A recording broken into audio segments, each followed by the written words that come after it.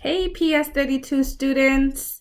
Today Miss Oliveras is going to show you a video of a slideshow that she made about the parachute challenge.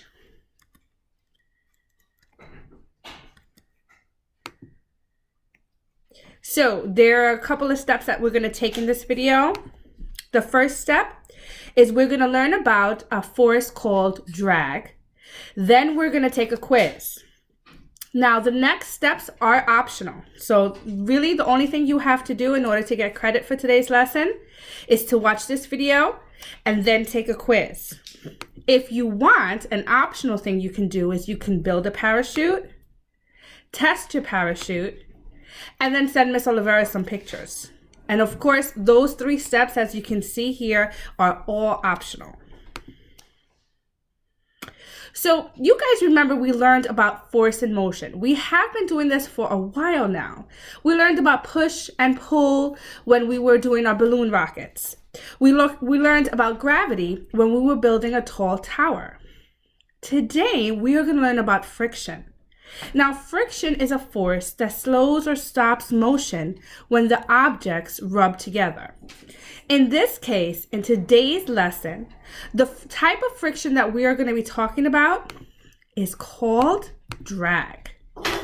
Drag is a force. Drag usually happens to slow an object down. So, for example, this little person is a skydiver. He's jumping out of an airplane and he's using a parachute.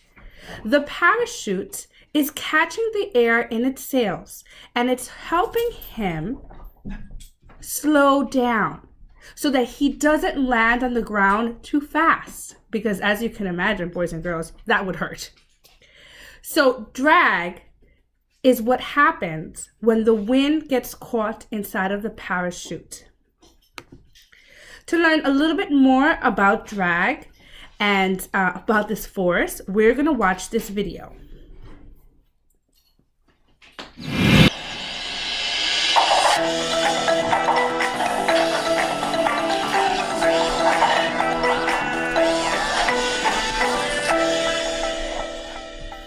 Have you ever played under a parachute at school? You and your friends hold onto the edge, flip it up towards the sky, and then slip inside and watch it slowly float down on top of you. Or maybe you've seen a skydiver jump out of an airplane. After he jumps, he falls through the air, and then he opens up his parachute. The parachute slows the skydiver down, so he falls gently towards the ground and can make a safe landing. But have you ever thought about how parachutes work? Well, in the end, parachutes work because of air. That's right, the stuff that's all around us.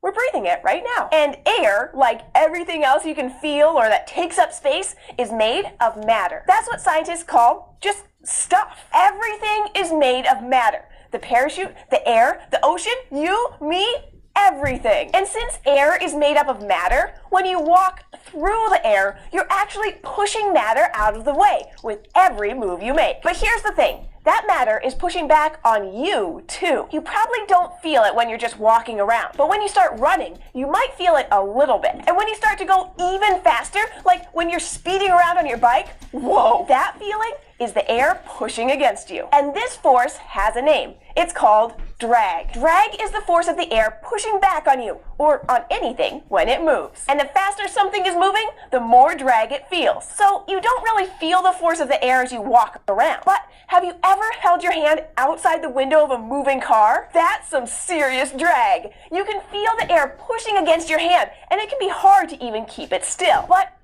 have you noticed that it's easier to hold your hand flat like this than it is to hold your hand so your thumb's pointing up like this? Why do you think that might be? It's because when you hold your hand straight up like this, more air is bumping into your hand.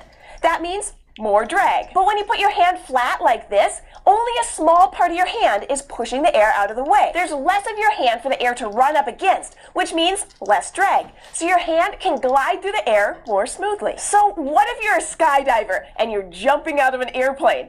how do you slow yourself down so you can land safely? You'd want to do something that would make more air bump into you, and that's how a parachute helps. It makes more space for the air to run into, so it creates more drag. There's so much drag on the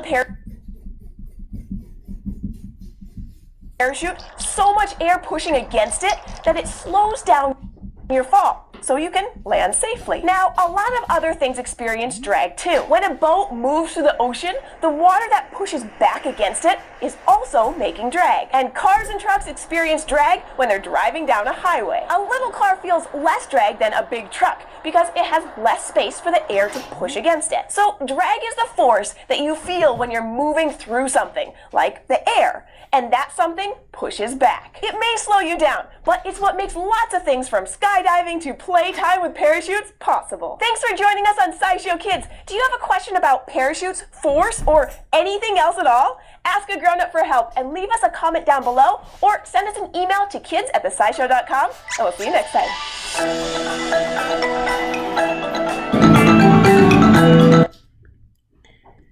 So, let's remember these three things. Drag is a force called friction. Parachutes need drag for it to work. Air makes drag. At this time, if you're not going to do the parachute challenge, the optional part, you could just stop the video here and take the parachute challenge quiz. It's going to look something like this. This is the video we just watched, and then here are the questions that you are going to answer. If you want to keep on watching, I'm going to show you how Aiden and I were able to make our own parachute for our toy. Okay, so we're going to use some yarn, scissors, a little toy, and a napkin. So the first thing you're going to do is you're going to take your napkin and you're going to open it up. Once you open your napkin, you're then going to take your yarn or your string, or you could even use dental floss, and you're going to measure your string from one end to the other. So you can see it goes from here to here. You're going to pinch it right here, and now you're going to make sure that all the other pieces of yarn are the same size. So I'm just going to hold mine, fold it over like that, and then fold it over again. And now I can just take my scissors, and then I could cut the string. You're going to need 4 pieces of string. One to tie at every corner of the napkin. Okay? So now you have 4 pieces of string. You're going to take one piece, and you're going to tie, pinch the edge of the napkin, and then you're going to tie it around. Simple little knot. You could also tape it. If you want to tape it, you could do that too. It's up to you. However you want to do it. Just the same one. Again, take the corner, pinch it, and tie it. You want to make sure that when you're making your parachute, the strings are pretty even. You don't want to make it so that you have uneven pieces of string, because it won't open all the way and the amount of drag won't be the same. Okay, so remember, try to keep it all the same. Remember, you could try to use tape. Creativity is a-okay. It's something I really want for you guys to do. Okay? Now, I'm going to flip it over. And you're going to pinch it in the middle. Napkins, usually when you open them, they have a middle part already. I'm going to pinch it in the middle. sure it's kind of hanging down like that. Kind of looks like octopus. Now you're gonna take your strings and you're gonna tie your strings around your toy. You can use any toy you want. This is just a toy that I had laying around because I haven't put away my Easter things yet.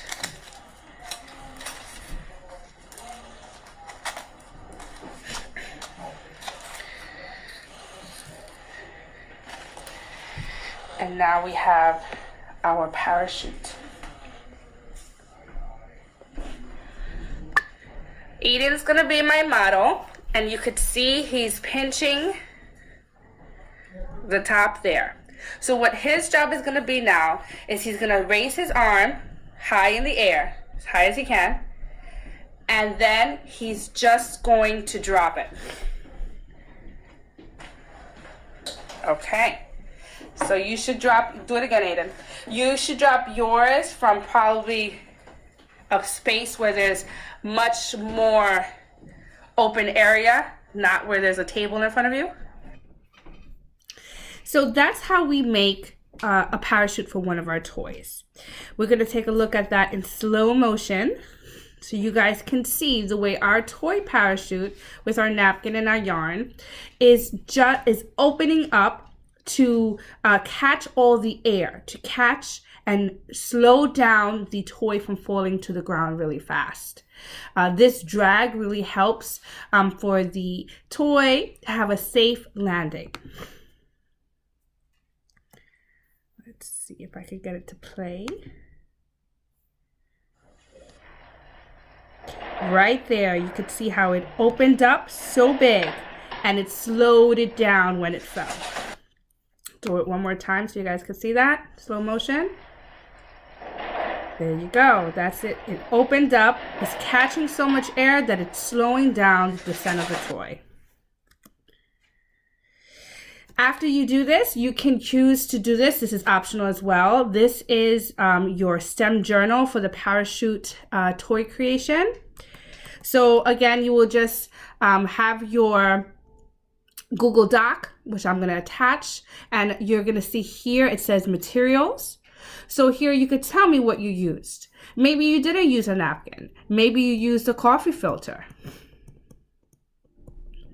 Maybe you didn't use yarn. Maybe you used string. Maybe you used floss. It could be any materials that you have. That's a-okay. And then over here is a space for you to draw your parachute, your blueprint. And don't forget, it's really important to put some labels into your drawing. So I could just say here, this is my coffee filter. This is my string. And this is my toy. And you can see here it says, did your minifigure land safely? Minifigure is another word for toy. You could say, yes, it did. What else can your basket hold? You don't need to worry about basket. It's like, what else can your parachute hold, kind of thing. So you could say it held my toy car, or it held my my princess Barbie, whatever it is that you used your parachute for. Now remember, the lighter the toy is, the smaller the toy is, the more success that you're gonna have with slowing down the toy so that it can land safely. Okay. All right, so that's it, boys and girls. I hope you enjoyed this video. I hope you are all safe. I hope you are well. And if you have any questions, please let me know. I'm always here for you guys. And remember, you have to use creativity when doing your STEM challenges. There is no right or wrong way to do a STEM project. I can't wait to see your pictures. Bye.